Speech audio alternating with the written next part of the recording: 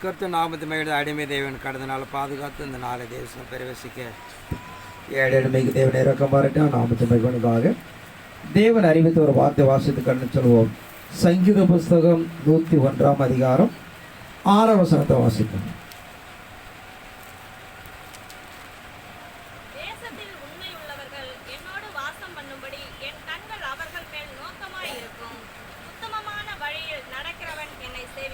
தேசத்தில் உண்மையானவர்கள் என்னோடு வாசம் பண்ணும்படி என் கண்கள் அவர்கள் மேல் நோக்கமாயிருக்கும். உத்தமமான வழியில் நடக்கிறவன் என்னை சேவிப்பான். இந்த சங்கீதக்காரர் நமக்கு அறிவிக்கிற ஒரு 3 சம்பவத்தை சொல்லுகிறார். தேசத்தில் யார் உண்மையாக இருக்கிறார்களோ அவர் என்னோடு வாசம் பண்ணும்படி என் கண்கள் அவர்கள் மேல் நோக்கமாயிருக்கும். உத்தமமான வழியில் நடக்கிறவன் என்னை சேவிப்பான். ஆனால் இறைசமூக சொல்லப்படுகிற உண்மை உத்தமமா என்ற சம்பவத்தை சொல்லுகிறான். அப்படி காணப்படுகிற மனிதன் அவன் தேவனுடைய கண்கள் இருக்கிறது. அதோடு மாத்திரமில்லாமல் என் வழிகளை எப்படியாக அவன் சேவிப்பான் என்று பார்க்கிறோம்.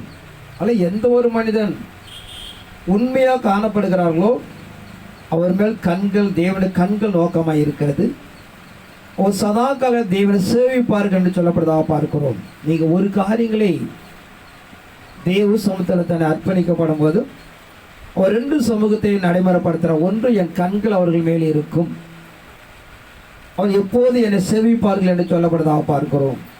நம்ம இறை சமூகத்துக்குள்ளாக இந்த உத்தமத்து குறித்து ஒரு சில வார்த்தை நான் தியானம் செய்ய போகிறோம். நம்ம பலமுறை சொல்லுகிற விஷயங்கள் தேவன் இந்த வேதாந்தத்தை எழுதி கொடுத்த பிரதான நோக்கம் ஒன்று கீழ்ப்படிதல், 2வது உத்தமம் உண்மை. இந்த 2 காரியங்களை தான் வேதத்தை முழு பொருள் நமக்கு நடைமுறைப்படுத்துகிறது.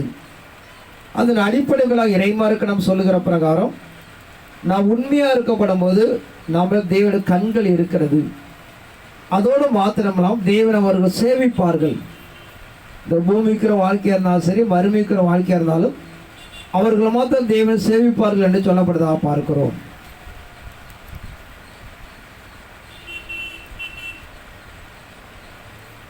ஒரு சில வசனத்தை நான் தியானம் செய்து நாம் தொடர்ந்து கடன் செல்வோம். யாத்திராகமம் 18 அதிகாரம் 21 வாசிப்போம்.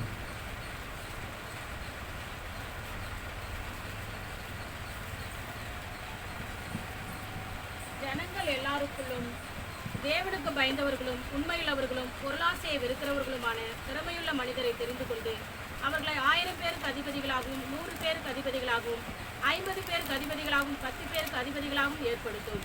அவர்கள் எப்பொழுதும் ஜனங்களை நியாயம் விசாரித்து பெரிய காரியங்கள் யாவையும் இடத்தில் கொண்டு வரட்டும், சிறிய காரியங்கள் யாவையும் தாங்களே தீர்க்கட்டும். இப்படி அவர்கள் உம்மோடு கூட இந்த பாரத்தை சுமந்தால் உமக்கு இலகுவாய் இருக்கும். இங்க பார்க்கிற கடவுள் ஒரு சம்பவத்தை இந்த பூமிக்குள்ளாக அதிகாரப்படுத்துகிறார். 1000 பேர் 100 பேர் 10 பேர் விசாரிக்கத்தக்க எந்த ஒரு மனிதன் உண்மையா இருக்கிறானோ அவனை அதிபதி ஆக்கி என்று சொல்லுகிறார். அல்லது பூமிக்குள்ளாக நாம் நன்மை செய்வதற்கும் ஆளுகை பெற்றுக்கொள்வதற்கும் எந்த அளவுக்கு தேவனுக்கு நான் உண்மையாக இருக்கிறோங்களோ உங்களை அதிபதியாக மாற்றுகிறார் என்று பார்க்கிறோம். அல்லது இந்த பூமிக்கிற வாழ்க்கை நீங்கள் உயர்த்தப்பட வேண்டாம், தேவனுக்கு உண்மையாக இருந்தால் அது அப்படி நடக்கும் என்று பார்க்கிறோம். என்னாகமம் 12 அதிகாரம் 7 வாசிப்போம். என் தாசனாகிய மோசேயோ அப்படிப்பட்டவன் அல்ல, என் வீட்டில் எங்கும் அவன் உண்மையுள்ளவன். நான் அவனுடனே மறைபொருளாக அல்ல முகமுகமாகவும் பிரதட்சமாகவும் பேசுகிறேன். அவன் கர்த்தரின் சாயலை காண்கிறான். இப்படி இருக்க நீங்கள் என் தாசனாகிய மோசேக்கு விரோதமாய் பேச உங்களுக்கு பயமில்லாமல் போனதென்ன என்றார். என் தாசனாகிய மோசே அப்படிப்பட்டவன் அல்ல, என் வீட்டில் எங்கு அவன் உண்மையுள்ளனாய் இருந்தான். நான் அவனோட மறைபொருளாக அல்ல முகமுகமாக பேசினேன். தேவன் ஒரு மனிதன் இடைப்படுவதற்கு இறைமார்க்க நாம் நடைமுறைப்படுத்துகிற பிரகாரம் உண்மை உள்ளனாய் இருக்கப்படும் போது தேவன் நம்மோடு இடைப்படுகிறார். 1 சாமுவேல் 22 அதிகாரம் 14 வசனத்தை வாசிப்போம்.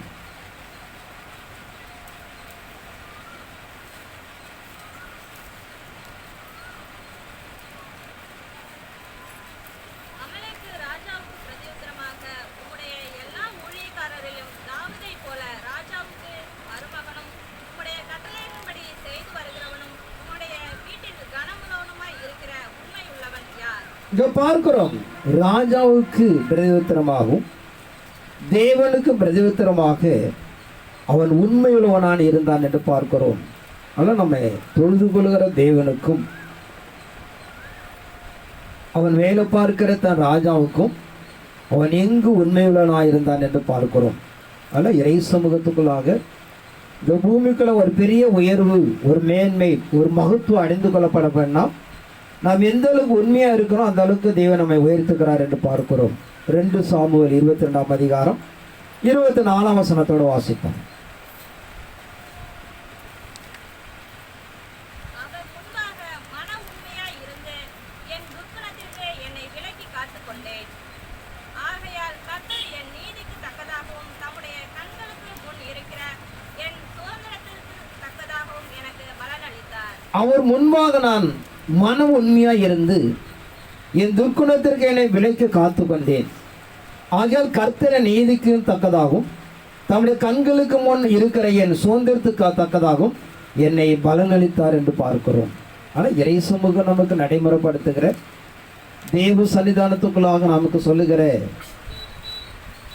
அவன் தேவனுக்கு முன்பாக அவன் மன உண்மையாய் இருந்தபடினாலே அவனை பாதுகாத்து ஆசீர்வதித்து அவனை மேன்மைப்படுத்தினார் என்று பார்க்கிறோம். அல்லது தேவ சமூகத்துக்குள்ளாக நாம் இறைமார்க்க நடைமுறைப்படுத்துகிற நாம் எந்த அளவுக்கு உண்மையாக இருக்கோம் அந்த அளவுக்கு தேவனை உயர்த்துகிறார் என்று பார்க்கிறோம். 1 ராஜாக்கள் 17ஆம் அதிகாரம் 24ஆம் வசனத்தை வாசிப்போம். அப்பொழுது அந்த ஸ்திரீ எலியாவை நோக்கி, நீர் தேவனுடைய மனுஷன் என்றும் உம்முடைய வாயிலிருந்து பிறக்கும் கர்த்தரின் வார்த்தை உண்மை என்றும் இதனால் இப்போது அறிந்திருக்கிறேன் என்றாள். இங்க பார்க்கிறோம், எலியாவை குறித்து நாம் சாட்சி கொடுக்கப்படும் போது அப்போது அந்த ஸ்திரீ எலியாவை நோக்கி, நீ தேவனுடைய மனுஷன் என்றும் உம்முடைய வாயிலிருந்து பிறக்கும் கர்த்தருடைய வார்த்தை உண்மை என்றும் இதனாலே இப்போது அறிந்திருக்கிறேன் என்றால் பார்க்கிறோம். அல்ல இப்படிப்பட்ட ஒரு சில மகான்களை தேவன் நமக்கு பலமுள்ள சாட்சிகளை கொடுத்து தேவ சமத்தில் உண்மையுள்ளவர்களாக காணப்பட்டார்கள் என்று பார்க்கிறோம். 2 ராஜாக்கள் 20ஆம் அதிகாரம் 3ஆம் வசனத்தோடு வாசிப்போம். கர்த்தாவே, நான் உமக்கு முன்பாக உண்மையும் மன உத்தமமாய் நடந்து உமது பார்வைக்கு நலமானதை செய்தேன் என்பதை நினைத்தருளும் என்று விண்ணப்பம் பண்ணினான். எசேக்கியா மிகவும் அழுதான். ஏசாயா பாதி குற்றத்தை விட்டு அப்புறம் போகிறதுக்கு முன்னே கர்த்தருடைய வார்த்தை, கர்த்தாவே, நான் உமக்கு முன்பாக உண்மையும் மன உத்தமமாய் நடந்து உமது பார்வைக்கு நலமானதை செய்தேன் என் நினைத்தருளும் என்று விண்ணப்பம் பண்ணினான். எசேக்கியாவுக்கு ஒரு வியாதி உண்டான பிறகு தீர்க்கதரிசி அனுப்பி உன் வீட்டுக்காரியத்தை ஒழுங்குபடுத்தி நீ மரணம் அடைய போகிறார் என்று சொல்கிறான். அவர் தன் செவ்வூர்புறமாக தன் தலையை திருப்பி கொண்டவன் சொல்லுகிறான், கர்த்தாவே, நான் உமக்கு முன்பாக உண்மையும் மன உத்தமமாய் நடந்து ஒரு பார்வைக்கு நலமானது செய்தேன் என்பதை நீ நினைத்தருளும். அடுத்த செகண்டு 15 ஆண்டுகள் கூட்டி கொடுக்குறான்.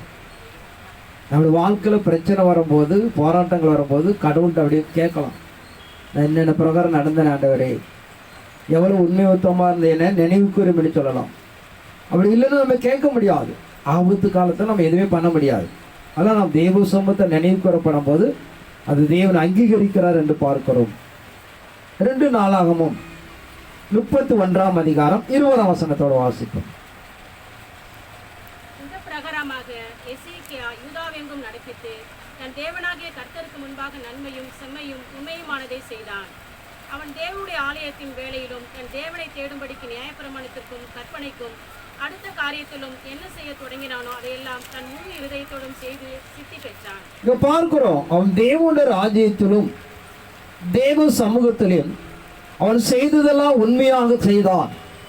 தேவன் அவனை ஆசீர்வதித்தார் என்று பார்க்கிறோம். ஆனால் நம்ம குடும்ப வாழ்க்கை,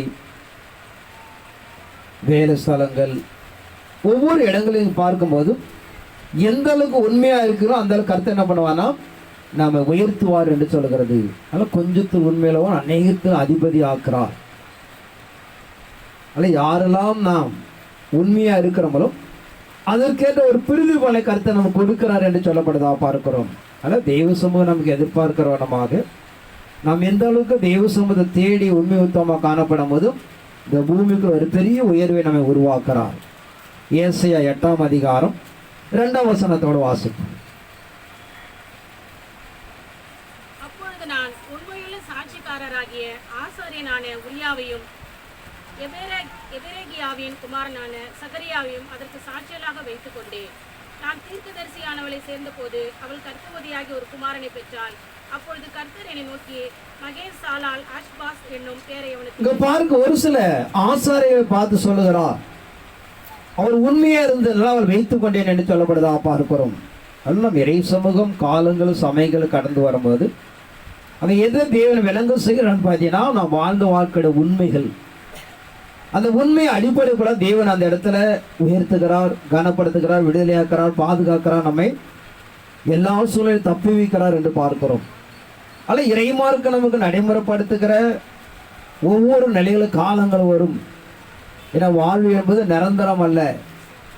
வாழ்க்கை மாறும்போது தடம் புரண்டு வரும்போது தேவன் அங்கே என்ன பண்ணார் பார்த்தா உண்மையை எதிர்பார்க்கிறார். நிறைய இப்போ எசேக்கியேல் 7ஆம் அதிகாரம்லாம் பார்த்தீங்கன்னா அவனுடைய கிரியைகளுக்கு தக்க பலன் என்று சொல்கிறான். ஒரு பெரிய ஆபத்து காலத்தை நடைமுறைப்படுத்தி பூமியோட 4 திசைகள் உண்டாகப்படுகிற ஆபத்து காலத்தில் அவனுடைய கிரியைகள் தக்க பலன் கொடுப்பேன் என்று சொல்லப்படுதா பார்க்கிறோம். அதனால் நம்ம எந்த அளவுக்கு தேவனை தேடி அன்பு கூர்ந்து நடைமுறைப்படுத்தி நாம் உண்மையாக வாடுகிற அதற்கேற்ற ஒரு பெரிது பலனை நாம் அணிந்து கொள்ளும்படி என்று சொல்லப்படுதா பார்க்கிறோம். உபாகமம் 7ஆம் அதிகாரம் 9ஆம் வசனத்தோடு வாசிப்போம்.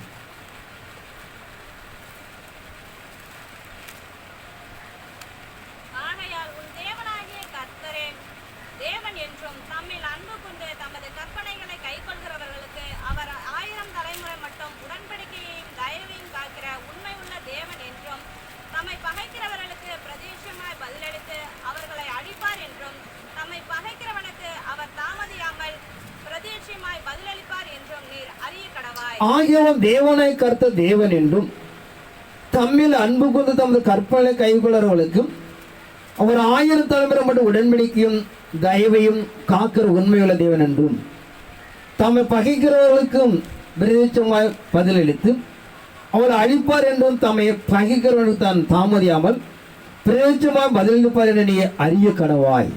அதனால் இறை சமூகம் சொல்லுகிற பிரகாரம் நம்மை பகைத்து எதிர்த்து துன்புறுத்தவர்களை அவர் பழிவாங்காமல் விடமாட்டார் என்று சொல்லுகிறார். அவர் கொடுத்த வாக்கை ஒருபோதும் மாற மாட்டார். அவர் உண்மை உள்ள தேவன் என்று சொல்லப்படுறதா பார்க்கிறோம். ஆனால் நம்ம இறை சமூகம் நடைமுறைப்படுத்துகிற இதை நம்மள்கிட்ட தான் அவர் எதிர்பார்ப்பது அல்ல. அவரே வாக்கு கொடுக்கிறார், நான் எழுதினதுக்கு மாறாக செய்ய மாட்டேன், நான் எழுதினபடி உங்களுக்கு நன்மை செய்வேன் என்று சொல்லி அவர் வாக்கு கொடுப்பதாக நான் பார்க்கிறோம். அதனால் நம்ம இறை சமூகம் எதிர்பார்க்கிற நீ எதிரையில் பார்த்தீங்கன்னா வீட்டை உண்டு பண்ணினவரே உண்மையுள்ளவராக இருந்த இயேசுக்கு சாட்சி கொடுக்கப்படும்.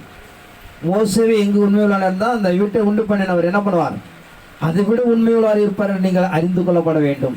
அதில் இறைவன் எதிர்பார்க்கிற ஒரு நிலை ஏதோ மனிதனிடத்தில் மாத்திரம் அல்ல, தன்னை உண்டாக்குற தேவன் அதை செய்கிற தேவன் என்று சொல்கிறார். அல்ல அது உண்டாக்கப்பட்ட பிதாவக தேவன் அதை செய்வதனாலே நாமளும் அதற்கு எதிர்பார்க்கிற நாம் அறிந்து கொள்ளப்பட வேண்டும். அதனால் இறை சமூகம் நடைமுறைப்படுத்துகிற ஒரு அப்படிப்பட்ட உண்மையுள்ள தேவனும் நாம் அறிந்து கொள்ளப்பட வேண்டும். சங்கீதம் 19ஆம் அதிகாரம் 9ஆம் வசனத்தோடு வாசிப்போம். கர்த்தருக்கு பயப்படுகிற பயம் சுத்தமும் என்றைக்கும் நிலைக்கிறதுமாய் இருக்கிறது. கர்த்தருடைய நியாயங்கள் உண்மையும் அவைகள் அனைத்தும் நீதியுமாய் இருக்கிறது. இந்த சங்கீதக்காரன் நமக்கு அறிவிக்கிற பிரகாரம் கர்த்தருக்கு பயப்படுகிற பயம் சுத்தமும் என்றென்னைக்கும் நிலைத்திருக்கிறதும் கர்த்தருடைய நியாயங்களை உண்மையாய் அவைகள் அனைத்தும் நீதியுமாய் இருக்கிறது. தேவன் எழுதப்பட்ட ஒவ்வொரு வார்த்தையும் பார்த்தீங்கன்னா அது உண்மை உள்ளது என்பதை நாம் அறிந்து கொள்ளப்பட வேண்டும். அவர் வாக்கு கொடுக்க அந்த வானமும் பூமி எழுந்தாலும் என் வார்த்தை ஒருபொழுதும் அழியாது என்று சொல்லி நீதிமொழி 12ஆம் அதிகாரம் 22ஆம் வசனத்தை வாசிப்போம். பொய் உதடுகள் கர்த்தருக்கு அருவருப்பானவைகள், உண்மையாய் நடக்கிறவர்களுக்கோ அவருக்கு பிரியம். பொய் உதடுகள் கர்த்தருக்கு அருவருப்பானவைகள், உண்மையா நடக்கிறவர்களே அவருக்கு பிரியம் என்று பார்க்கிறோம். ஆனால் பொய் பேசுகிற மனிதனை தேவன் அருவருக்கிறார். உண்மையா நடக்கிறவர்களே அவருக்கு பிரியம் என்று பார்க்கிறோம்.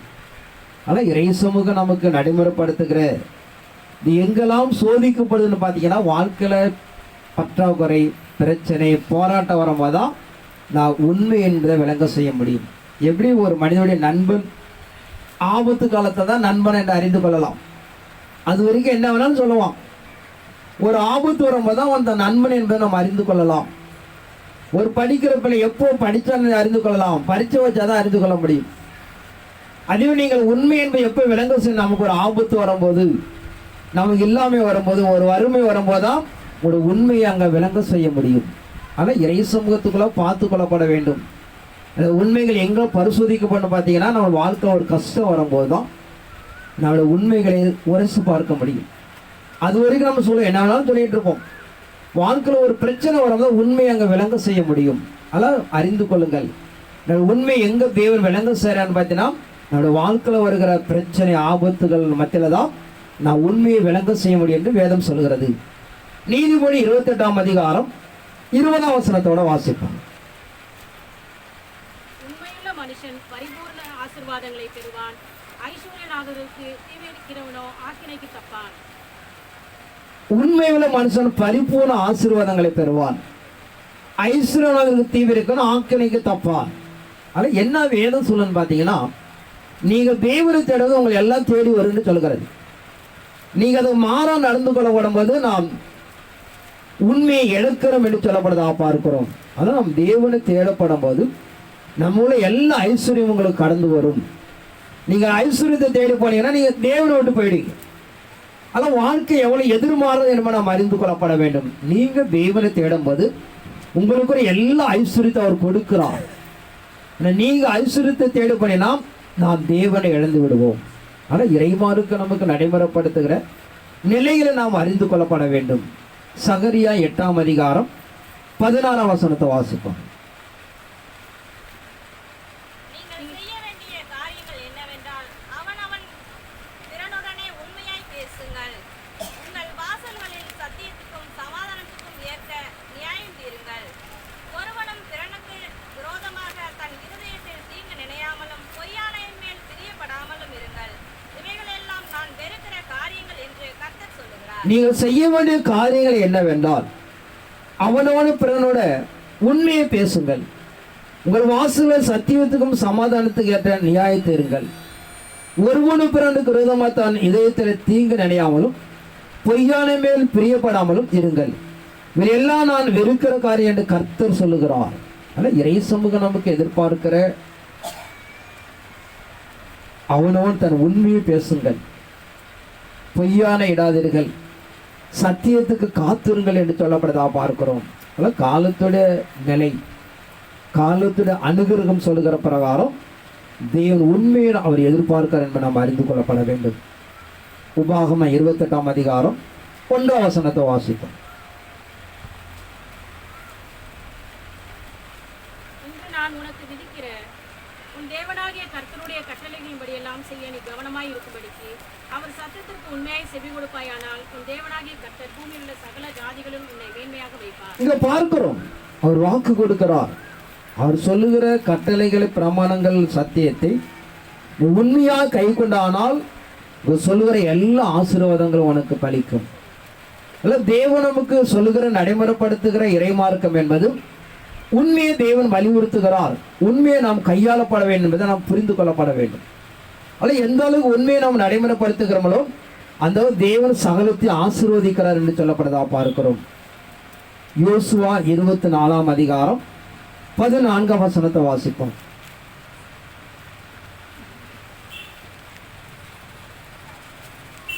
ஆகையால் நீங்கள் கர்த்தருக்கு பயந்து அவரை உத்தமும் உண்மையுமாய் சேவித்து உங்கள் பிதாக்கள் நதிக்கு அப்புறத்திலும் எகிப்திலும் சேவித்த தேவர்களை அகற்றிவிட்டு கர்த்தரை சேவிங்கள்.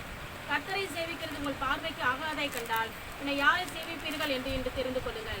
நதிக்கு அப்புறத்தில் உங்கள் பிதாக்கள் சேவித்த தேவர்களை சேவிப்பீர்களோ, நீங்கள் வாசம் பண்ணுகிற தேசத்து குடிகளாகிய எமோரியின் தேவர்களை சேவிப்பீர்களோ, நானும் என் வீட்டாரும் ஆகிய நீங்கள் கர்த்தருக்கு பயந்து அவர் உத்தம உண்மையா சேவித்து உங்கள் பிதாக்கள் நதிக்கு அப்புறத்தில் எகிப்திலும் சேவித்த தேவதை அகற்றிவிட்டு கர்த்தரே சேவிங்கள். ஆனால் இறை சமூகம் எகிப்தில் காணப்பட்ட இஸ்ரவேல் ஜனங்களை ஒப்பிடுகிறார். அங்கு நீங்கள் சேவித்தது போல காணப்படாமல் கர்த்தரையே சேவிங்கள். நீங்கள் உண்மையாக சேவிக்கப்படும் போது உங்களை நான் ஆசீர்வதிப்பேன் என்று சொல்லப்படுறதா பார்க்கிறோம்.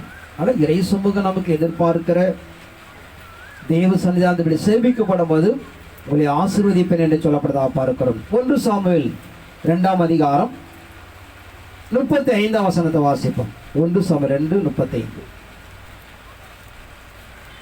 நான் என் உள்ளத்துக்கும் என் சித்தத்துக்கும் ஏற்றபடி செய்யத்தக்க உண்மையான ஒரு ஆசாரியனை எழும்ப பண்ணி அவனுக்கு நிலையான வீட்டை கட்டுவேன். அவன் என்னால் அபிஷேகம் பண்ணப்பட்டவனுக்கு முன்பாக சகல நாளும் நடந்து கொள்ளுவான். அப்பொழுது உன் வீட்டாரில் மீதியாய் இருப்பவன் எவனும் ஒரு வெள்ளி பணத்துக்காகவும் ஒரு அப்பத்துணிக்காகவும் நான் என் உள்ளத்துக்கும் என் சித்தத்துக்கும் ஏற்றபடி செய்யத்தக்க உண்மையான ஒரு ஆசாரியனை எழும்ப பண்ணி அவன் நிலையான வீட்டை கட்டுவேன். அவன் என்னால் அபிஷேகம் பண்ணப்பட்டவனும் முன்வா சகல நாளும் நடந்து கொள்ளுவேன். தேவனை வாக்கு கொடுக்கிறான். என் உள்ளத்துக்கும் என் சித்தத்துக்கு ஏற்றபடி ஒருவனை உருவாக்குவேன். அவனுக்கு நிலையான ஒரு வீட்டை கட்டுவேன். அவன் என்னால் ஆசீர்வதிக்கப்படுவான். அவனுக்கு முன்பாக என் சமூகம் எப்போதும் இருக்கும் என்று சொல்லப்படுதா பார்க்கிறோம். ஆனால் தெய்வ சமூகம் எதிர்பார்க்கிற தேவனை வாக்கு கொடுக்கிறான். தெய்வ சித்தம் என்பது மனிதனால் செய்ய முடியாது. நாம் எவ்வளவுதான் வாசித்து அன்பு வர முடியாது. இறை மார்க்கம் சொல்லுவோம், என் உள்ளத்துக்கு என் சித்தத்துக்கு ஏற்றபடி ஒருவனை எழுப்புவேன். அவனே என் நிலையான வீட்டை அவன் கொடுப்பேன். அவன் முன்பாக நான் உத்தவமாய் இருப்பேன். கடவுள் வாக்கு கொடுக்கிறான். அல்ல நம்ம உலக வாழ்க்கை, சொந்த குடும்பம், எந்த ஒரு நிலையாக இருந்தாலும் தேவனால் கட்டப்படும் போது அது நிலைத்திருக்கும் என்று சொல்கிறது. தேவனால் கட்டாத எந்த ஒரு வீடும் நிலைத்திருக்காது. நாம் எந்த அளவுக்கு தேவனை பற்றி கொள்கிறோம் அந்த வீடு தேவனால் கட்டப்படுகிறது. அதான் இயேசு சொல்கிறார், கண்மலையின் மேல் அஸ்திபாரம் போடப்பட்ட வீட்டை போல் காணப்படுங்கள். அது மழைகள், வெள்ளங்கள், என்ன புயல்கள் வந்தாலும் அது ஒன்று மேற்கொள்ள முடியாது என்று சொல்ல பார்க்கிறோம். 1 ராஜாக்கள் 2ஆம் அதிகாரம் 3ஆம் வசனத்தை வாசிப்போம்.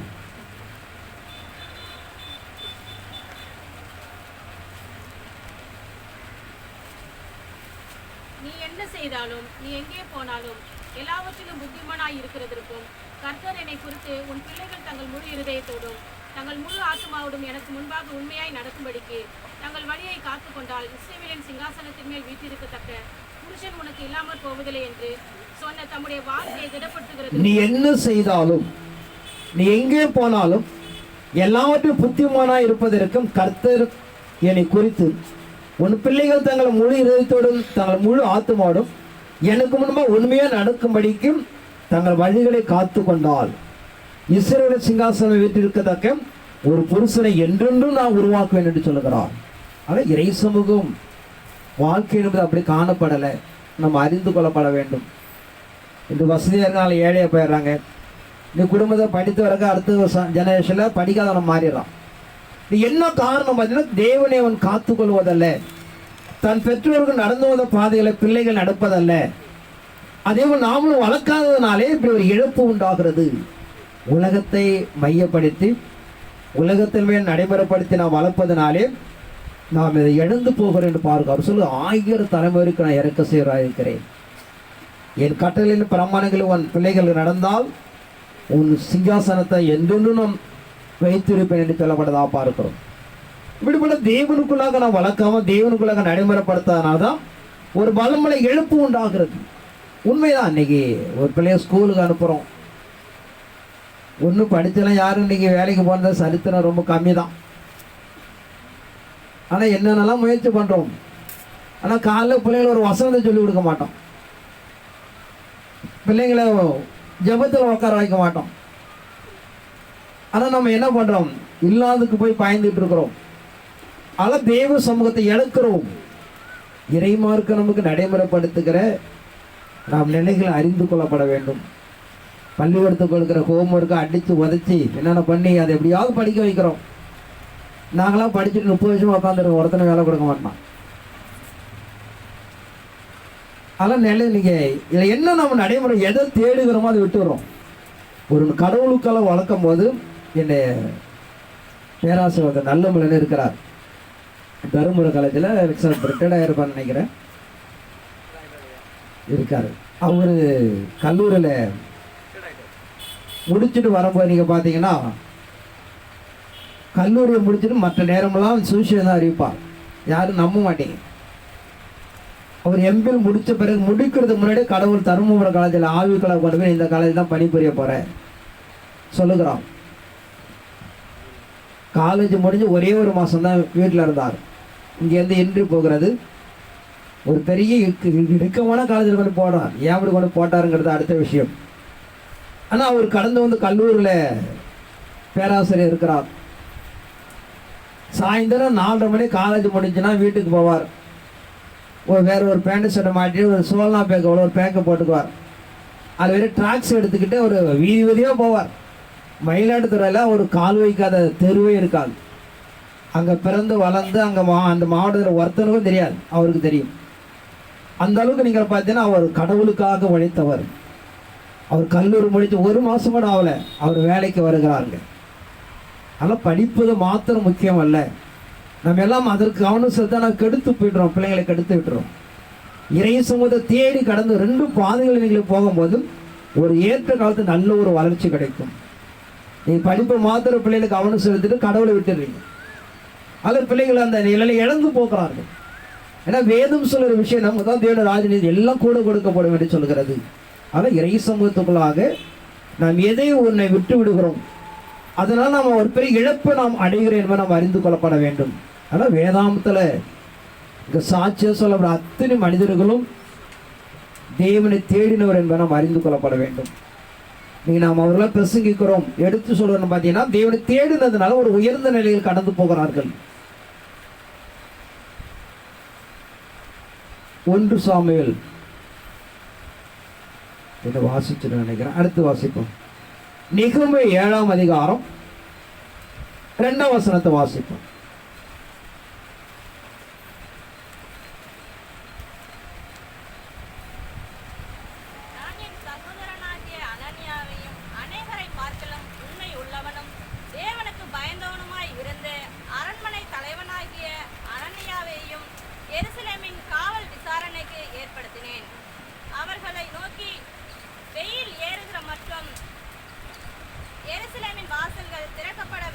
இங்க பார்க்கிறோம், தேவன் ஒரு பொறுப்பை கொடுக்கிறார்.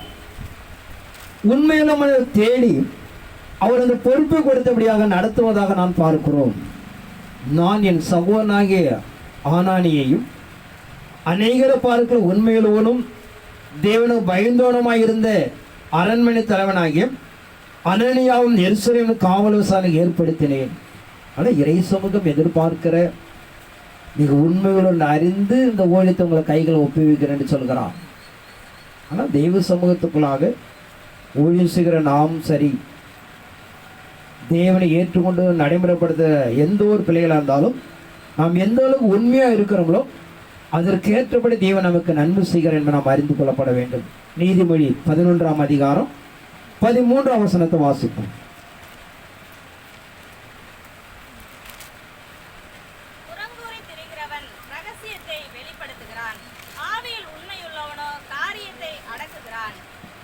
நீதிமொழி சொல்லுகிற பிரகாரம்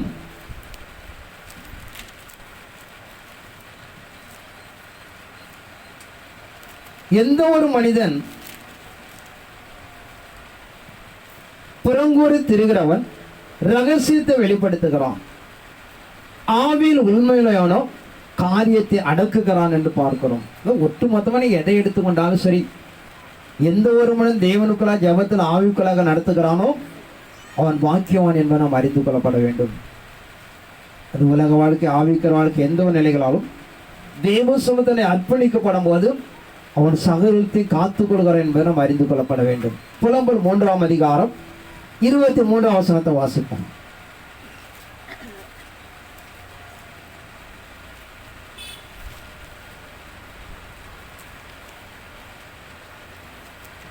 புலம்பல்னா எருமை நினைப்பு வந்துடணும். அவர் தான் புலம்புவார்.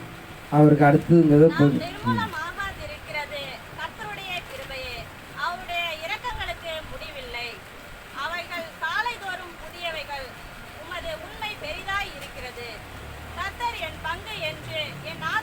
நாம் நிர்மூலம் ஆகாம இருப்ப கர்த்தர் கிருபையே, அவருடைய இரக்கங்களுக்கு முடிவே இல்லை.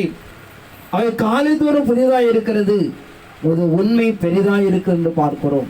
ஆனால் தேவனுடைய நிலை எப்பொழுதும் இப்படியாக புதிதாக இருக்கிறது என்று பார்க்கிறோம். ஆனால் எந்த ஒரு மனிதன் உண்மையாக இருக்கிறானோ தேவன் அவனை ஒரு நாளும் புதிதாக்குகிறார் என்பதை நாம் அறிந்து கொள்ளப்பட வேண்டும். ஆனால் தேவ சமூகத்துக்குள்ளாக இப்படி நிறைய இருக்கு, உண்மை குறித்து நிறைய பேசிக்கிட்டே இருக்கலாம் வேகத்தில். ஆனால் மார்க்கம் நடைமுறைப்படுத்துகிற தேவன், தன் அனுப்பப்பட்ட குமாரன், தன் பொறுப்புகளுக்கு கூட தீர்க்கதரிசிகள், அவர் ஊழியத்தை நடைமுறை எல்லாத்திலும் ஒரு பெரிய பங்கை நான் பார்த்தீங்கன்னா உண்மை என்பது அறிந்து கொள்ளப்பட வேண்டும். ஆனால் எந்த ஒரு மனிதன் உண்மையா இருக்கிறானோ அவனை பூமிக்குள்ளாக அதிபதி ஆக்குறார் என்று பார்க்கிறோம். இப்படி காணப்படுகிற மனிதன் மத்தியில் தேவனுடைய கண்கள் கவனிக்கிறது. சங்கீதம் 11ஆம் அதிகாரம் 4ஆம் வசனத்தை வாசிப்போம். கர்த்தர் தம்முடைய பரிசுத்த ஆலயத்தில் இருக்கிறார். கர்த்தருடைய சிங்காசனம் பரலோகத்தில் இருக்கிறது. அவருடைய கண்கள் மனுபுத்திரரை பார்க்கிறது. அவருடைய இமைகள் அவர்களை சோதித்தருகிறது. நாம் பார்க்கிறோம், கர்த்தருடைய கண் தன்னுடைய பரிசுத்த ஆலயத்தில் இருக்கிறது. ஒரு சிங்காசனம் பரலோகத்தில் இருக்கிறது. அவருடைய கண்கள் மனுபுத்திரனை பார்த்து கொண்டு இருக்குது என்று பார்க்கிறோம். ஆனால் உயர்ந்த சிங்காசனத்தில் காணப்பட்டாலும் அவருடைய கண்கள் மனுபுத்திரனை பார்த்து கொண்டு இருக்கிறது. சங்கீதம் 14ஆம் அதிகாரம் 2ஆம் வசனத்தோட வாசிப்போம். தேவனை தேடுகிற உணர்வுள்ளவன் உண்டோ என்று பார்க்க கர்த்தர் பரலோகத்திலிருந்து மனுபுத்திரரை கண்ணோக்கினார். தேவனை தேடுகிற உணர்வுள்ளவன் உண்டோ என்று பார்க்க கர்த்தர் பரலோகத்திலிருந்து மனுபுத்திரரை கண்ணோக்கினார். ஆனால் இறை சமூகம் மனிதனை கவனித்துக் கொண்டு இருக்கிறது. அவருடைய பார்வைக்குள்ளாக நடைமுறைப்படுத்த ஒரு நாள் பார்க்கும்போது அவருடைய சிங்காசனத்துக்கு முன்பாக வானத்தில் நிறைய எழுதி வைத்திருந்தான். பூமியில் நடக்கிற பிரதான சம்பவத்தை சிங்காசனத்து வாசலுக்கு முன்பாக வானத்தில் எழுதப்பட்டு இருக்கிறது. அது தேவனுபடியாக கண்காணிக்கிறார் என்று பார்க்கிறோம். ஏசாயா பக்தன் சொல்கிறார், இந்த பூமியை அண்டசர தன் கைகளை வரைந்து வைத்திருக்கிறார் என்று சொல்லி. அவர் தன்னுடைய கரங்களை பார்த்தா பூமியில மனிதன் என்ன செய்கிறார் என்பதை அறிந்து கொள்ள முடியும். அதை இன்னைக்கு ஏற்றுக்கொள்ள முடியும். ஆனால் எழுதப்பட்ட ஏசாயா காலத்தில் நம்ப முடியாது. கடவுள் கையை பார்க்கறாரா நம்ம தெரியுதான்னு சொல்லிட்டு. இன்னைக்கு நாம் விஞ்ஞானத்தில் வளர்ந்துட்டோம். பூமியில் நடக்கிற எல்லா நிகழும் ஒரு தன் உள்ளறையிலிருந்து கவனித்துக் கொள்ளலாம். குளோபல தட்டினீங்கன்னா போதும், நாம் என்ன செய்து கொண்டிருந்தா அறிந்து கொள்ளலாம் இன்னைக்கு. ஆனால் ஏசாயா பக்தர் காலத்தில் எழுதப்படல அன்றைக்கு நம்ப முடியாது. ஆனால் இப்படிப்பட்ட நிலைகளை பார்த்தீங்கன்னா தேவனுடைய பார்வைக்குள்ளாக மனிதன் இருக்கிறான் என்பதை நாம் அறிந்து கொள்ளப்பட வேண்டும். சங்கீதம் 17ஆம் அதிகாரம் 2ஆம் வசனத்தை வாசிப்போம். உம்முடைய சந்நிதியில் இருந்து என் நியாயம் வெளிப்படுவதாக. உம்முடைய கண்கள் நியாயமானவைகளை நோக்குவதாக. உம்முடைய சந்நிதியிலிருந்து என் நியாயம் வெளிப்படுவதாக. உம்முடைய கண்கள் நியாயமானவைகள் நோக்குவதாக. ஆனால் இறை சமூகம் சொல்லுகிற தேவனுடைய சன்னிதானத்திலிருந்து அவர் கண்கள் வெளிப்படுவதாக, என் நியாயமானவர்கள் எல்லாம் நான் நோக்குவோம் என்று சொல்லப்படுவதாக பார்க்கிறோம். ஆனால் தெய்வ சமூகத்துக்குள்ளாக இறைமா இருக்கிற நடைமுறைப்படுத்துகிற பிரகாரம் தேவனுடைய கண்கள் நியாயத்தை நோக்குகிறதை நாம் அறிந்து கொள்ளப்பட வேண்டும். சங்கீதம் 33ஆம் அதிகாரம் 14 வாசிப்போம். தாம் வாசமாய் இருக்கிற ஸ்தானத்திலிருந்து பூமியின் குடிகள் எல்லார் மேலும் கண்ணோக்கமாய் இருக்கிறார். தான் வாசமாய் இருக்கிற சிங்காசனத்திலிருந்து பூமியில இருக்கிற மனுஷன் எப்படியாக ஒரு கண்ணோக்கிறார் என்று பார்க்கிறோம். இறை சமூகம் நமக்கு நடைமுறைப்படுத்துகிற தேவனுடைய பார்வைக்குள்ளாக அந்த உலகம் இருக்கிறது.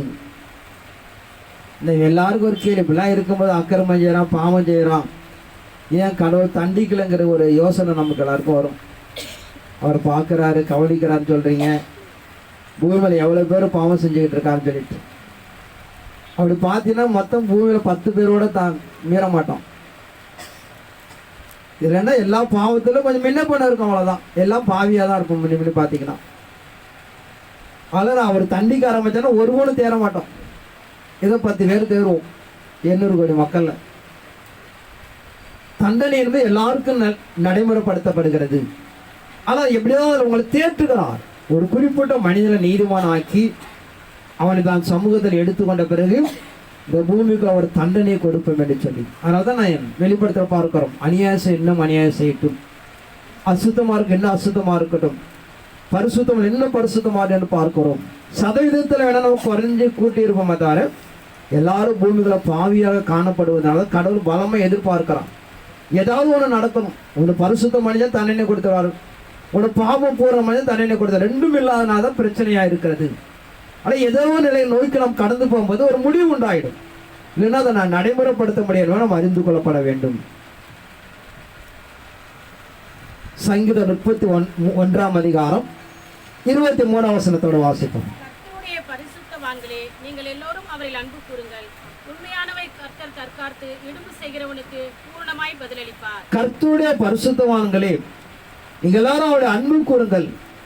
உண்மையானவனை கர்த்தர் தற்காத்து இடும்பு செய்ய பூர்ணமாக பதிலளிப்பார். இப்போ நம்ம என்ன பேசுறது தாங்க வருது. நீங்க உண்மையா இருந்தா இடும்பு செய்யறது தண்டனை கொடுக்க முடியும். நீங்க உண்மையா இல்லாதனால அவனை தண்டிக்க முடியலை என்று சொல்லப்படுதா பார்க்கிறோம். ஆனால் இறை சமூகம் நமக்கு நடைமுறைப்படுத்துகிற ஏதாவது ஒன்று பூர்ணம் அடையணும். ஒன்று பாவம் பூர்ணம் அடையணும், அதான் பரிசுத்தம் பூர்ணம் அடையணும். ரெண்டுமே பூர்ணம் அடையாமல் இருந்தால் ஒன்றுமே கடவுள் செய்ய முடியாது. அதில் என்ன செய்யலாங்கிறது நீங்கள் தான் முடிவெடுக்கணும். நம்மளாம் பரிசுத்தவான்கள், பரிசுத்தத்தில் பூர்ணமான நீங்கள் வேகமாக ஓடி அதை நாம் நடைமுறைப்படுத்திக் கொள்ளப்பட மேலும் நடைமுறைப்படுத்துவது தண்டனை உண்டாயிடும். சங்கீதம் 100ஆம் அதிகாரம் 5ஆம் வசனத்தை வாசிப்போம். கர்த்தர் நல்லவர், அவருடைய கிருபை என்றென்றைக்கும், அவருடைய உண்மை தலைமுறை தலைமுறைக்கும் உள்ளது. கர்த்தர் நல்லவர், அவருடைய நீதி என்றென்றைக்கும் உள்ளது, அவருடைய உண்மை தலைமுறை தலைமுறையாக இருக்கு என்று சொல்லப்படுதா பார்க்கிறோம். ஒரே ஒரு முறை அவர் உண்மையை நிலைநாட்டிட்டார்னா அது தலைமுறை தலைமுறையாக இருக்குன்னு நாம் பார்க்கிறோம். ஆனால் தெய்வ சமூகம் நம்ம எதிர்பார்க்கிறவனமாக நாம் எந்த அளவுக்கு உண்மையை நடைமுறைப்படுத்துகிறோமோ அவர் தலைமுறை தலைமுறை கருத்தை நமக்கு கொடுக்கிறார் என்று சொல்லப்படுதா பார்க்கிறோம். நீதிமொழி 5ஆம் அதிகாரம் 21ஆம் வசனத்தை வாசிப்போம். மனுஷனுடைய வழிகள் கர்த்தரின் கண்களுக்கு முன்பாக இருக்கிறது, அவருடைய வழிகள் எல்லாவற்றையும் அவர் சீர்தூக்கி பார்க்கிறார்.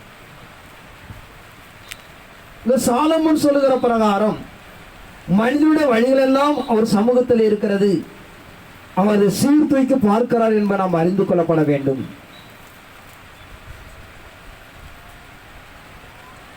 நாம் எந்த அளவுக்கு நாம் தேவ சமூகம் வளர்ந்து தேவனை எதிர்பார்க்கும் நிலையை நாம் காணப்படுகிறோமோ ஒரு முடிவு உண்டாயிடும். ஆனால் முடிவு உண்டாகாத காரணம் என்னன்னு பார்த்தீங்கன்னா தேவன் எதிர்பார்க்கிற நிலைகள் நாம் அடையலை என்று பார்க்கிறோம். நீதிமொழி 7ஆம் அதிகாரம் 2ஆம் வசனத்தோடு வாசிப்போம். என் கட்டளைகளையும் என் போதகத்தையும் உன் கண்மணி போல காத்துக்கொள், அப்பொழுது பிழைப்பாய். என் கட்டளைகளை என் போதகத்தை உன் கண்மணி போல் காத்துக்கொள், அப்போது பிழைப்பாய் என்று சொல்லப்படுவதாக பார்க்கிறோம். ஆனால் எந்த ஒரு மனிதன் தேவனுடைய வசனங்களை கட்டளைகளை கை கொண்டு காத்துக்கொள்கிறோமோ உங்களை பாதுகாத்துக் கொள்வார் என்று சொல்லப்படுவதாக பார்க்கிறோம். நீதிமொழி 15ஆம் அதிகாரம் 3ஆம் வசனத்தை வாசிப்போம். கர்த்தரின் கண்கள் எவ்விடத்திலும் இருந்து நல்லோரையும் தீயோரையும் நோக்கி பார்க்கிறது. கர்த்தருடைய கண்கள் எவ்விடத்திலும் இருந்து நல்லோரு தீயோரையும் நோக்கி பார்ப்பதாக சொல்லப்படுகிறது. ஆனால் இறை சமூகம் நமக்கு சொல்லுகிற தேவனுடைய கண்கள் பார்த்து 2 பேருமே கவனிக்கிறது, நல்லவர்களும் கவனிக்கிறது, தீயோர்களும் கவனிக்கிறது. ஆனால் எந்த ஒரு மனிதன் பார்வை என்ன பண்ண முடியாது, நான் தப்பித்துக் கொள்ள முடியாது என்பதை நாம் அறிந்து கொள்ளப்பட வேண்டும்.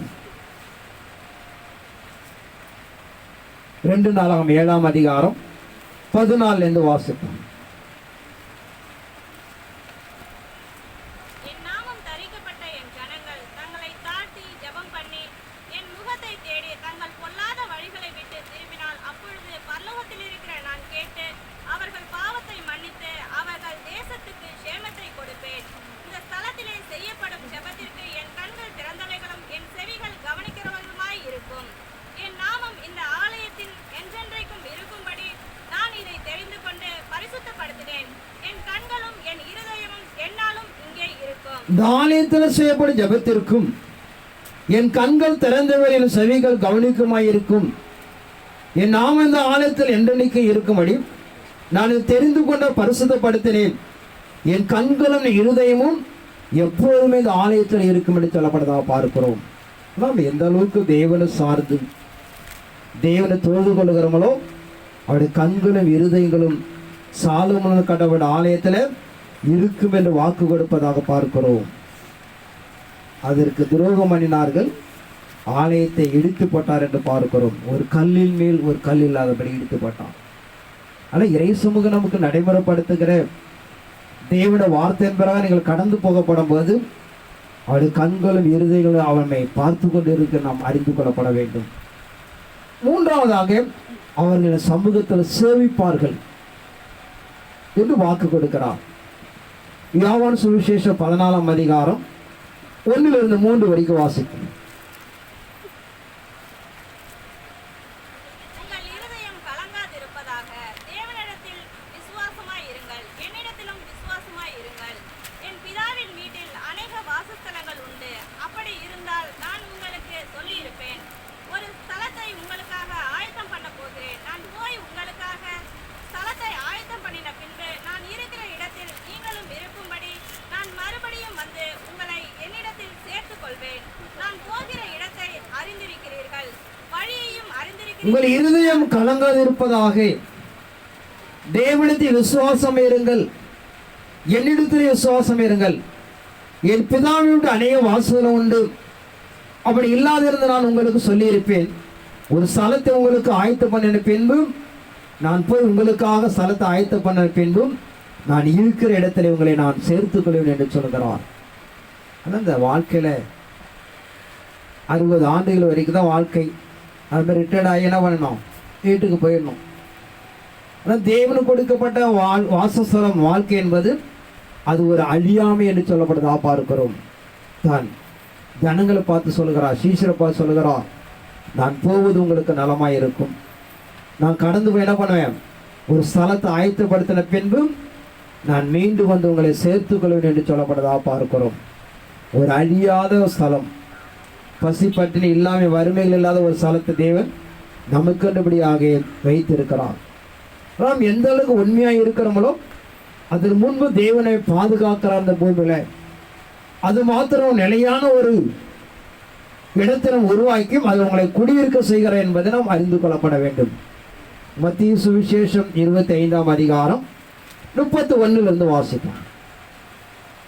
அன்றையும் மனுஷகுமாரன் தனது மகிமை பொருந்தினவராய் சகல பரிசுத்த தூதரோடும் கூட வரும்போது தமது மகிமையுள்ள சிங்காசனத்தின் மேல் வீற்றிருப்பார். அப்பொழுது சகல ஜனங்களும் அவருக்கு முன்பாக சேர்க்கப்படுவார்கள். மேய்ப்பனானவன் செம்மறியாடுகளையும் வெள்ளாடுகளையும் வெவ்வேறாக பிரிக்கிறது போல அவர்களை அவர் பிரித்து செம்மறியாடுகளை தமது வலது பக்கத்திலும் வெள்ளாடுகளை தமது இடது பக்கத்திலும் நிறுத்துவார். அப்பொழுது ராஜா தமது வலது பக்கத்தில் நிற்பவர்களை பார்த்து, பாருங்கள், என் பிதாவினால் ஆசீர்வதிக்கப்பட்டவர்களே, உலகம் உண்டானது முதல் உங்களுக்காக ஆயத்தம் பண்ணப்பட்டிருக்கிற ராஜ்யத்தை சுதந்திரித்துக் கொள்ளுங்கள். பசியாய் இருந்தேன், எனக்கு போஜனம் கொடுத்தீர்கள். தாகமாய் இருந்தேன், என் தாகத்தை. அன்றி மனுஷகுமாரன் தமது மகிழப்படுதல் சகல பரிசுத்தத்தோடும் வரும்போது தமது மகிழ்மை சிங்காசனை வேற்றியிருப்பார். இப்போ சகல ஜனங்கள் அவருக்கு முன்பாக சேர்க்கப்படுவார்கள். மேய்ப்பனான செம்மறியாடுகளை வெள்ளாட வெவ்வேறு பிரிப்பது போல ஒரு ரெண்டாக பிரித்து ஒரு ராஜா தமது வலது பகுதியில் இருப்பதை பார்த்து, என் பிதாவில் ஆசீர்வதிக்கப்பட்டவனே, உலகம் உண்டான முதல் உங்களுக்கு ஆயத்தம் பண்ணப்பட்டிருக்கிற ராஜ்யத்தை சுதந்திரித்துக் கொள்ளுங்கள் என்று பார்க்கிறோம்.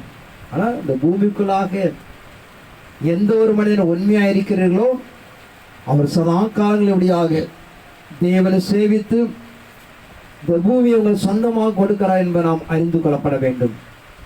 வெளிப்படுத்த விசேஷம் 5ஆம் அதிகாரம் 1 வாசிப்போம். அன்றியும் உள்ளும் புறமும் எழுதப்பட்டு 7 முத்திரைகளால் முத்திரிக்கப்பட்டிருந்த ஒரு புஸ்தகத்தை சிங்காசனத்தின் மேல் வீற்றிருக்கிறவருடைய வலது கரத்திலே கண்டேன். புஸ்தகத்தை திறக்கும், அதில் முத்திரைகளை உடைக்கும் பாத்திரவான் யார் என்று மிகுந்த சத்தமிட்டு கூறுகிற வளமுள்ள ஒரு தூதனையும் கண்டேன்.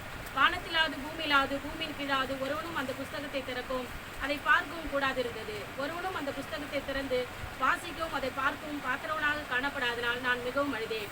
அப்பொழுது மூப்பரில் ஒருவன் என்னை நோக்கி, நீ அழ வேண்டாம், இதோ யூதா கோத்திரத்து சிங்கமும் தாவீதின் வேறுமானவர் புஸ்தகத்தை திறக்கவும் அதன் 7 முத்திரைகளை உடைக்கும் ஜெயம் கொண்டிருக்கிறார் என்றார். அப்பொழுது இதோ அடிக்கப்பட்ட வண்ணமாய் இருக்கிற ஒரு ஆட்டுக்குட்டி சிங்காசனத்திற்கும் 4 ஜீவன்களுக்கும் மூப்பர்களுக்கும் மத்தியிலே நிற்க கண்டேன். அது 7 கொம்புகளையும் 7 கண்களையும் உடையதாயிருந்தது. அந்த கண்கள் பூமி எங்கும் அனுப்பப்படுகிற தேவனுடைய 7 ஆவிகளே ஆம். அந்த ஆட்டுக்குட்டியானவர் வந்து சிங்காசனத்தின் மேல் உட்கார்ந்தவருடைய வலது கரத்தில் இருந்த புஸ்தகத்தை வாங்கினார். அந்த புஸ்தகத்தை அவர் வாங்கின போது அந்த 4 ஜீவன்களும் 24 மூப்பர்களும் தங்கள் தங்கள் சுரமண்டலங்களையும் பரிசுத்தவான்களுடைய ஜபங்களாகிய தூப வர்க்கத்தால் நிறைந்த பொற்கலசங்களையும் பிடித்துக்கொண்டு ஆட்டுக்குட்டியானவருக்கு முன்பாக வணக்கமாய் விழுந்து, தேவரீர் புஸ்தகத்தை வாங்கவும் அது முத்திரைகளை உடைக்கவும் பாத்திரராய் இருக்கிறீர். ஏனெனில் நீர் அடிக்கப்பட்டு சகல கோத்திரங்களிலும் பாஷைக்காரிலும் ஜனங்களிலும் ஜாதிகளிலும் இருந்து எங்களை தேவனுக்கென்று உம்முடைய ரத்தத்தினாலே மீட்டுக்கொண்டு உங்கள் தேவனுக்கு முன்பாக எங்களை ராஜாக்களும் ஆசாரியரும் ஆக்கினீர். பார்க்கிறோம், உள்ளும் புறமே எழுதப்பட்ட 7 முத்திரைகளால் முத்திரிக்கப்பட்ட ஒரு புஸ்தகத்தை கண்டேன். அதை யார் திறந்து உடைத்து காண்பிப்பார் என்று ஒரு சத்தம் உண்டாக கேட்டேன் என்று பார்க்கிறோம். அடிக்கப்பட்ட வண்ணமாக காணப்படும் ஒரு ஆட்டுக்குட்டி சிங்காசனம் 4 ஜீவனுக்கு முன்பாக நிற்க கண்டேன் என்று பார்க்கிறோம். ஒரு பெரிய கூட்டம் கடந்து வந்து அவர்கள் தொழுது கொள்கிறார்கள். அவர் 1000 16 இருந்தார்கள். இவர்கள் பூமிக்குள்ளாக கஷ்டங்களும் பாருங்களும் சுமைகளும் சுமந்தவர் என்பதனாலே அவர்களுக்கு அந்த பிரதி பலன் கிடைத்தது என்று பார்க்கிறோம். ஆனால் தேவ ராஜ்யம் என்பது ஒரு இடுக்கமும் நெருக்கமான பாதை. அது விசாலமான பாதை அல்ல. கஷ்டப்படாமல் எந்த ஒரு மனிதனுக்கு போக முடியாது. கஷ்டப்பட்டதான் போக முடியும் என்று வேதம் சொல்கிறது. ஏன் கஷ்டப்பட வேண்டிய அவசியம் பார்த்தீங்கன்னா, உலகம் பாவத்தில் இருக்கிற அக்கிரமத்தில் இருக்கிறது. அதில் ஒரு எதிர்நீச்சல் கொண்டு நீங்கள் வாழ வேண்டும் என்பதனாலே கொஞ்சம் கஷ்டப்படுதான் ஆக வேண்டும் என்பதை நாம் அறிந்து கொள்ளப்பட வேண்டும். அதனால் கஷ்டம் என்பது தேவன் எதிர்பார்ப்பது கொடுப்பது அல்ல. உலகம் பாவத்துக்குள்ளாக இருப்பதனாலே அதை எதிர்கொண்டு கடந்து போகும்போது ஒரு சில உபாத்திகளை சுமந்துதான் அதை அடைய வேண்டும் என்பதை நாம் அறிந்து கொள்ளப்பட வேண்டும். வெளிப்படுத்தின 7ஆம் அதிகாரம் 13 வாசிப்போம். அப்பொழுது மூப்பரில் ஒருவன் என்னை நோக்கி, வெள்ளங்கிகளை தரித்திருக்கிற இவர்கள் யார்? எங்கே இருந்து வந்தார்கள் என்று கேட்டான். அதற்கு நான், ஆண்டவனே, அது உமக்கே தெரியும் என்றேன். அப்பொழுது அவன், இவர்கள் மிகுந்த உபத்திரவத்திலிருந்து வந்தவர்கள். இவர்கள் தங்கள் அங்கிகளை ஆட்டுக்குட்டியானுடைய ரத்தத்தினாலே தோய்த்து வெளுத்தவர்கள் ஆனபடியால் இவர்கள் தேவனுடைய சிங்காசனத்திற்கு முன்பாக இருந்து இரவும் பகலும் அவருடைய ஆலயத்திலே அவரை சேவிக்கிறார்கள். சிங்காசனத்தின் மேல் வீற்றிருக்கிறவர் இவர்களுக்குள்ளே வாசமாயிருப்பார். இவர்கள் இனி பசி அடைவதில்லை, இனி தாகம் அடைவதில்லை, வெயிலாவது உஷ்ணமாவது இவர்கள் மேல் படுவதும் இல்லை. சிங்காசனத்தின் மத்தியில் இருக்கிற ஆட்டுக்குட்டியானவரே இவர்களை மேய்த்து. அப்போது மூப்பரில் ஒருவன் என்னை நோக்கி, வெள்ளங்கிகளை தரித்திருக்கிறவர் யார்? எங்கே இருந்து வந்தவர் என்று கேட்டேன். அதற்கு ஆண்டவரே, அது உமக்கு தெரியும் என்றேன். அப்போது அவன், இவர்கள் மிகுந்த உபத்திருந்து வந்தவர்கள். இவர் தங்கள் அங்கிகளை ஆட்டுக்குட்டியோட ரத்தத்தில் தொய்த்து வெளுத்தவர்கள் என்று பார்க்கிறோம். ஆனால் உபத்திரம் என்பதை விட மிகுந்த உபத்திரத்தை சந்தித்து தான் போக முடியும். ஆட்டுக்குட்டியோட ரத்தம் என்று சொல்லுகிற பாவ மன்னிப்பினாலே நாம் கழுவி கழுவி கழுவி என்ன பண்ணிடணும்? நாம் சுத்தம் செய்து கொள்ளப்பட வேண்டும். ஆனால் இறைசு மூலம் வாக்கு கொடுக்கிற பிரகாரம், தெய்வத்திட்ட நடைமுறைப்படுத்துகிற பிரகாரம் ஒரு பெரிய உபத்திரத்தை சந்திக்காமல் நீங்கள் கடந்து போக முடியாது என்பதை நாம் அறிந்து கொள்ளப்பட வேண்டும். வெளிப்படுத்தின 12ஆம் அதிகாரம் 7 வாசிப்போம். வானத்திலே யுத்தம் உண்டாயிற்று. மிகாவலும் அவனை சேர்ந்த தூதர்களும் வலுசற்பத்தோடு யுத்தமடினார்கள். வலுசற்பும் அதை சேர்ந்த தூதரும் யுத்தமடியும் ஜெயம் கொள்ளவில்லை. வானத்தில் அவர்கள் இருந்த இடமும் காணப்படாமற் போயிற்று. உலகம் அனைத்தையும் மோசம் போக்குற பிசாசென்று சாத்தான் என்று சொல்லப்பட்ட பழைய பாம்பாகிய பெரிய வலுசற்பம் தள்ளப்பட்டது. அது பூமியிலே விட தள்ளப்பட்டது. அதனோடு கூட அதனை சேர்ந்த தூதரும் தள்ளப்பட்டார்கள். அப்பொழுது வானத்திலே ஒரு பெரிய சத்தம் உண்டாகி, இப்பொழுது ரட்சிப்பும் வல்லமையும் நமது தேவனுடைய ராஜ்யமும் அவருடைய கிறிஸ்துவின் அதிகாரம் உண்டாயிருக்கிறது. இரவும் பகலும் நம்முடைய தேவனுக்கு முன்பாக நம்முடைய சகோதரன் மேல் குற்றம் சுமத்த பொருட்டு அவர்கள் மேல் குற்றம் சாட்டுகிறவன் தாழ தள்ளப்பட்டு போனான். மரணம் நேரிடுவதா இருந்தாலும் அதற்கு தப்பும்படி தங்கள் ஜீவனையும் பாராமல் ஆட்டுக்குட்டியின் ரத்தத்தினாலும் தங்கள் சாட்சியின் வசனத்தினாலும் அவனை ஜெயித்தார்கள். ஆகையால் பரலோகங்களே அவைகளில் வாசமாய் இருக்கிறவர்களே களி கூறுங்கள். பூமியிலும் சமுத்திரத்திலும் குடியிருக்கிறவர்களே ஐயோ, பிசாசானவன் தனக்கு கொஞ்ச காலம் மாத்திரம் உண்டு என்று அறிந்து மிகுந்த கோபம் கொண்டு உங்களிடத்தில் இறங்கினபடியால் உங்களுக்கு ஆபத்து வரும் என்று சொல்ல கேட்டேன். மரணம் நேரிடுவதா இருந்தாலும் அதற்கு தப்பும்படி தங்கள் ஜீவனை பாராமலும் ஆட்டுக்குடி ரத்தத்தினால் தங்கள் சாட்சியின் வசனத்தை ஜெயித்தார்கள். ஆகியால் பரலோகங்களே அவைகள் வாசமாய் இருக்கிறவர்களே களி கூறுங்கள். பூமியிலும் சமுத்திரத்திலும் குடியிருக்கிற ஐயோ, பிசாசானவன் கொஞ்ச காலம் உண்டு என்று அறிந்து மிகுந்த கோபம் கொண்டு பூமியை இறங்கினபடினாலே உங்களுக்கு ஆபத்து காலம் வந்தது. சத்துருவாய் சாத்தான் தெய்வத்திடத்தை நிறைவேற்றி கொடுக்க முடியாம அவன் காலம் காலமா தடுத்து கொண்டு இருக்கிறான். எப்படியாவது நாம தெய்வத்தை நிறைவேற்றி கொடுக்க முடியாம தடுக்கிறான் என்று பார்க்கிறோம். வெளிப்படுத்துற 12ஆம் அதிகாரம், தானியேல் 12ஆம் அதிகாரம் 7 வாசிக்கும். அப்பொழுது சணல் வஸ்திரம் தரித்தவரும் ஆற்றின் தண்ணீர்களின் மேல் நிற்கிறவருமாகிய புருஷன் தம்முடைய வலது கரத்தையும் தம்முடைய இடது கரத்தையும் வானத்துக்கு நேராக ஏறெடுத்து, ஒரு காலமும் காலங்களும் அரைக்காலமும் செல்லும் என்றும் பரிசுத்த ஜனங்களின் வல்லமையை சிதறடித்தல் முடிவு பெறும்போதே இவைகளெல்லாம் நிறைவேறி தீரும் என்றும் என்றென்றைக்கும் ஜீவித்திருக்கிறவர் பேரில் ஆணையிட கேட்டேன். நான் அதை கேட்டும் அதன் பொருளை அறியவில்லை. ஆகையால் என் ஆண்டவனே, இவர்களின் முடிவு என்னமாய் இருக்கும் என்று கேட்டேன். அதற்கு அவன், தானியேலே, போகலாம். இந்த வார்த்தைகள் முடிவு காலம் மட்டும் புதைப்பொருளாக வைக்க. அப்போது சணல் வஸ்திரம் தரித்தவரும் ஆற்றின் தண்ணீர் மேல் இருக்கிறவருமாய் புருஷன் தம்முடைய வலது கருத்து தம்முடைய இடது கருத்தை வானத்தின் நேரம் ஏறெடுத்து, ஒரு காலமும் காலங்கள் அரை காலமும் சொல்லும். பரிசுத்தத்தினுடைய வல்லமை சிதறடித்தால் முடிவு உண்டாகும். எப்போ முடிவை சந்திக்க போகிறோம்? பரிசுத்தோட வல்லமை சிதறடிக்கப்பட வேண்டும் என்று சொல்லுகிறது. ஆனா இறை சமூகம் நமக்கு எதிர்பார்க்கிற ஒரு பலமுள்ள சம்பவத்தை நாம் சந்திக்கப்பட வேண்டும். அப்படி சந்திக்கிறோம் தேவனை சேவிக்க முடியும் என்று சொல்லுகிறது. இல்லைன்னா அந்த நாளுக்கு நாம் அடைய முடியாது என்பதை நாம் அறிந்து கொள்ளப்பட வேண்டும். அது நாம் இறை சமூகம் நடைமுறைப்படுத்துகிற எல்லா உபாத்தியிலும் நாம் எவ்வளவு உண்மையா இருக்கிறோமோ நம்ம தேவனுடைய கண்கள் இருக்கிறது. எந்த மனிதன் தேவனுடைய கண்கள் இருக்கிறதோ அவன் சதாக்களை கர்த்தரை சேவிப்பான் என்று சொல்லப்படுதா பார்க்கிறோம். வெளிப்படுத்தின 21ஆம் அதிகாரம் 4 வாசிப்போம். அவருடைய கண்ணீர் யாவையும் தேவன் துடைப்பார். இனி மரணமும் இல்லை, துக்கமும் இல்லை, அலறுதலும் இல்லை, வருத்தமும் இல்லை. முந்தினவைகள் ஒழிந்து போயின என்று விளம்பினது. சிங்காசனத்தின் மேல் வீற்றிருந்தவர் இதோ நான் சகலத்தையும் புதிதாக்குகிறேன் என்றார். பின்னும் அவர் இந்த வசனங்கள் சத்தியமும் உண்மையுமானவைகள், இவைகளை எழுது என்றார். அவருடைய கண்ணீரையாவும் தேவன் துடைப்பார். இனி மரணம் இல்லை, துக்கம் இல்லை, அலறுதலும் இல்லை, வருத்தங்கள் முந்தினெல்லாம் ஒழிந்தன என்று விளைவினது என்று பார்க்கிறோம். ஆனால் இறை சமூகம் நமக்கு நடைமுறைப்படுத்துகிற பிரகாரம் ஒரு பெரிய பாடுகள் மத்தியில் கடந்து போகிறோம். அங்க தேவனுடைய கண்கள் நம்ம மேல் நிழலிடுகிறது. தேவனை எல்லாரிலும் தப்பி வைத்து உதவி செய்து அவர் எப்போது நாம் சேவிக்க போகிறோம் என்று பார்க்கிறோம். ஆனால் உபத்திரங்கள் இல்லாமல் தேவனை மனிதன் கண்டடைய முடியாது. ஆனால் இறை சமூகம் இப்படிப்பட்ட உபத்திரத்தில் நாம் எவ்வளவு உண்மையா இருக்கிறோமோ தேவனை நாம் கடந்து போக முடியும் என்பதை நாம் அறிந்து கொள்ளப்பட வேண்டும். அந்த கடைசி காலத்தில் காணப்படுற தெய்வ சந்ததி நோக்கத்தை நாம் அறிந்து கொள்ளப்பட வேண்டும். அவர் உண்மையுள்ளவனை தேடுகிறார் என்று பார்க்கிறோம். பக்திமான்களை தேடுகிறார் என்று பார்க்கிறோம். அவர்கள் தாண்டிய ஆலோசனையும் தேவ வாக்குத்தத்தை கொடுத்து அதை நிறைவேற்றி எதிர்பார்க்கிறார் என்று பார்க்கிறோம். அது நம்ம இறைமார்க்கம் எதிர்பார்க்க லூக்கா 16 பார்க்கிறோம். லாசர் என்கிற ஒரு மனிதன் மகா உபத்திரப்பட்டு ஒருவேளை சாப்பாடு இல்லைனாலே அவன் பரலோகத்தை சுதந்திரித்து கொண்டான் என்று பார்க்கிறோம். சம்பூர்ணமா வாழ்ந்து ஈவு இறக்கமில்லாமல் காணப்பட்ட மனிதர்கள் அவன் அக்கினி கடலிலே தள்ளப்பட்டான் என்று நான் பார்க்கிறோம். அதாவது உபத்திரத்தினாலே தேவனுடைய வசனத்தை கற்றுக்கொள்கிறோம். உபத்திரத்தினால் தேவனுக்கு நமக்கு ஒரு உறவை ஏற்படுத்திக் கொள்கிறோம். உபத்திரத்தினால் தேவனுக்கு நமக்கும் ஒரு உடன்படிக்கை நாம் கண்டடைகிறோம் என்று பார்க்கிறோம். ஆனால் உபத்திரம் என்பது நமக்கு கஷ்டமா இருக்கிறது. அதெல்லாம் ஆவிக்கிற வளர்ச்சி, ஆவிக்கிற தீர்மானம். தேவன் நமக்கு ஒரு பெரிய பந்தம் இருக்கிறது நாம் அறிந்து கொள்ளப்பட வேண்டும். நான் உபத்திரப்பட்டது நல்லது என்று பக்தன் சொல்லுகிறான். ஆனால் இறைமார்க்கு நடைமுறைப்படுத்துகிற உபத்திரப்படுத்தின ராஜாக்கள் ஆக்கினார்கள், மந்திரிகள் ஆக்கினார், நியாயபதிகள் ஆக்கினார் வேதத்தில் பார்க்கிறோம். ஆனால் எந்த ஒரு மணி உபத்திரம் சிக்கனானோ அவன் பூமிக்கு ஒரு உயர்ந்த இடத்துல வாசம் பண்ணினான் என்று பார்க்கிறோம். தானியேலை எடுத்துக்கொள்ளுங்க, யோசேப்பை எடுத்துக்கொள்ள, எந்த ஒரு மனிதனை எடுத்துக்கொண்டாலும் அவர் எந்த அளவுக்கு உபத்திரங்கள் வந்ததோ அவர்கள் மேலான ஒரு ராஜ்யத்தை சுதந்திரித்து கொண்டார்கள் என்று பார்க்கிறோம். ஆனால் வேதத்தின் மகத்துவங்களை நாம் புரிந்து கொள்ளப்பட வேண்டும். உபத்திரம் என்பதோட வாழ்க்கையில் ஒரு பெரிய வளர்ச்சிக்கு கொண்டு போய் சேர்க்கிறது.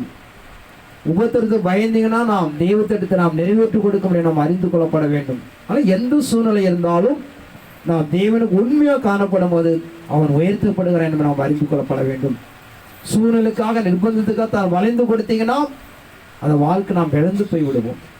ஆனால் எல்லா நிலைகளும் நாம் வாழ்க்கையில் ஏற்று தெய்வசம் நின்று காணப்படும் போது தேவனுடைய கண்கள் உங்களை பார்க்கிறது என்று சொல்லுகிறது.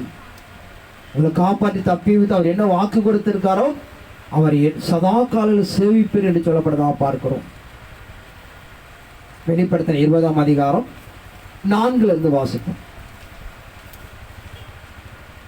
அன்றியும் நான் சிங்காசனங்களை கண்டேன், அவைகள் மேல் உட்கார்ந்தார்கள். நியாயத்தீர்ப்பு கொடுக்கும்படி அவர்களுக்கு அதிகாரம் அளிக்கப்பட்டது. இயேசுவை பற்றிய சாட்சி நிமித்தமும் தேவனுடைய வசனத்து நிமித்தமும் சிரசேதம் பண்ணப்பட்டுடைய ஆத்துமாக்களையும் மிருகத்தையாவது சொருபத்தையாவது வணங்காமலும் தங்கள் நெற்றியிலும் தங்கள் கையிலும் அதன் முத்திரையை தரித்துக் கொள்ளாமல் இருந்தவர்களையும் கண்டேன். அவர்கள் உயிர்த்து கிறிஸ்துவோடு கூட 1000 வருஷம் அரசாண்டார்கள். மரணமடைந்த மற்றவர்கள் அந்த 1000 வருஷம் முடியுமாலும் உயிரிடவில்லை. இதுவே முதலாம் உயிர்த்தெழுதல். அன்றி நான் சிங்காசனங்களை கண்டேன், அவையுமே உட்கார்ந்திருந்தார்கள். நியாய தீர்ப்பு கொடுப்பவர்களுக்கு அதிகாரம் அளிக்கப்பட்டது. இயேசுவோட சாட்சி நிமித்தமும் தேவனுடைய வசனத்தும் சிரசமனோட ஆத்துமாக்களையும் மிருகத்தையாவது சொருவதை வணங்காமல் தங்கள் நெற்றிகள் தங்களை கைகளில் அதில் முத்திரை தரித்துக் கொள்ளாமல் இருந்ததை கண்டேன். அவர் உயிர்த்து கிறிஸ்துவோட 1000 ஆண்டு அரசாட்சி செய்தார்கள். ஆனால் இறைசமுக்கு நடைமுறைப்படுத்துகிற தான் உபத்திரவ வியாக்குலத்தை கடந்து போய் அதில் யாரெல்லாம் உண்மையாக இருந்தார்களோ அவர் தேவனை சதா காலங்களில் சேவிக்கிறார் என்று நாம் அறிந்து கொள்ளப்பட வேண்டும். அதனால் தேவனை சதாக்கள் சேவிக்கப்பட வேண்டும். பார்த்தீங்கன்னா இந்த வாழ்க்கைக்கானவர் எல்லாத்தையும் எதிர்த்து தேவனை பயந்து கடந்து போய் ஒரு ஜெயத்தை அடைந்து கொள்ளப்பட வேண்டும் என்று வேதம் எதிர்பார்க்கிறவனமாக நீங்கள் சகலத்து உண்மைகளாக இருந்தால் இந்த பூமியை நாம் சுதந்திரித்துக் கொள்ள முடியும். மோசேஸ் சார்ந்த குணமுள்ளவனாக இருந்தால் அவன் பூமியை சுதந்திரித்துக் கொண்டான் என்று நாம் பார்க்கிறோம். அதனால் வாழ்க்கையில் ஒரு பெரிய உயர்வு, இம்மையிலும் அறிவிலும் ஒரு பெரிய மகத்துவத்தை அடைந்து கொள்ளப்பட வேண்டும். பார்த்தீங்கன்னா நான் உண்மையுள்ளவர்களாக இருந்தால் அதை நாம் சுதந்திரித்துக் கொள்ளலாம் என்று தேவன் இந்த வார்த்தை கொண்டும் நாம் கை கொண்டு நாம் உண்மையிலும் அறிவியலும் ஒரு பெரிய மேன்மை அடைந்து கொள்ள நீங்கள் உண்மையாக இருக்கும்படியாக கர்த்தர் உங்களை அழைக்கிறார். தேவனுடைய வார்த்தை ஆசீர்வதிப்பாராக. ஆமென்.